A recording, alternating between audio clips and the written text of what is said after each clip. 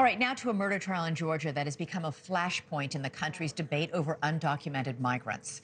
Jose Ibarra is charged in the murder of Georgia nursing student Laken Riley. Ibarra is a Venezuelan citizen who entered this country illegally 2 years ago.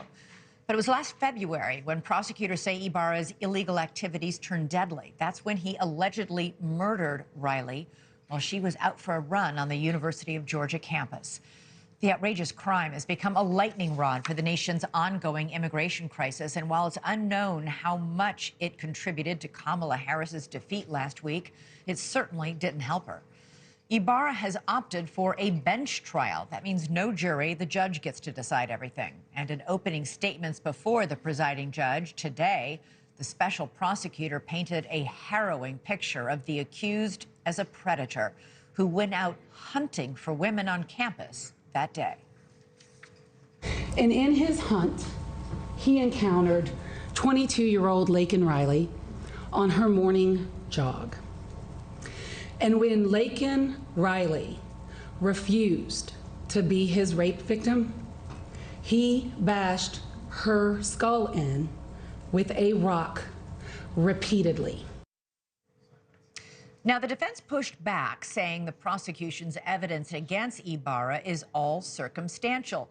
At times, today's testimony was graphic and very difficult for the family of the victim to hear, enough to trigger emotional displays from Laken Riley's family. Let's go to NewsNation's Alex Caprariello, who is covering the trial. He joins us live from Athens, Georgia. That was quite an opening statement from prosecutors. How does it seem to be going over with the judge, Alex? Yeah, it seems as if this judge is very closely paying attention to all the evidence that's being poured out in front of him. Keep in mind, he is the one who will make the ultimate decision as to the innocence or guilt of the defendant, Jose Ibarra. You were right to mention just how emotional it was for the family. This was some really trying evidence, videos, pictures that everyone had to witness inside that courtroom, including autopsy and crime scene photos of the young victim, 22-year-old nursing student Laken Riley. All this to say, Jose Ibarra, the defendant, really did not show much emotion whatsoever. When you're taking a look at video of him, you can see him sitting there quietly in the courtroom. He's wearing those headphones because there is a Spanish-speaking translator that's really giving him a play-by-play of everything that's happening as his fate is being decided. All this to say, no emotion while some really strong evidence was piling up against him from the prosecution's standpoint, things that really point a finger at Jose Ibarra as the suspect and the person responsible for Laken Riley's death. Most notably, the bloody clothes that were found near at the crime scene. This was something that NewsNation was able to exclusively obtain back in February when we visited with neighbors who told us that police officers actually came and took security camera photographs and videos that showed the person that prosecutors believe is Jose Ibarra actually ditching some of that crime scene evidence. The bloody clothes includes blood stains from both Laken Riley and the defendant, Jose Ibarra, as well as hairs from Laken Riley. But perhaps one of the most notable moments was actually when they played body camera footage, too graphic to be shown on TV, but audio that certainly tells the story of the panic that was inside that police officer's voice at the moment he found Laken Riley's body. Take a listen. I found it. Ma'am. Oh, I need EMS immediately to the location where the phone pings. Ma'am. She's down, she's not breathing. Potentially been attacked.